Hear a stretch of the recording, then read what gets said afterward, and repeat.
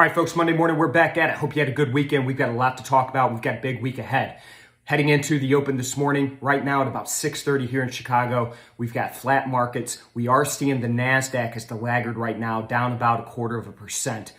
Look over at FX, we're seeing that dollar perk up against the euro, against the pound, against the yen. And then over in oil, still relatively quiet, trading just shy of $79 a barrel in WTI. So this week, we've got a big week, a number of things going on. One, we've got some big economic data points. We've got CPI and PPI due out. CPI is coming out on Wednesday. PPI is coming out on Thursday. CPI is the consumer price index. PPI is the producer price index, or those wholesale price figures. Those are big inflation numbers. You're going to want to be dialed in on Wednesday and Thursday when those numbers come out.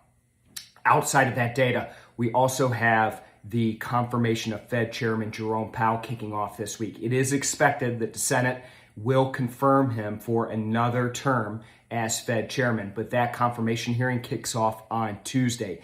Be ready for that because you never know what comes out of these, what can be said. Could be a risky bet.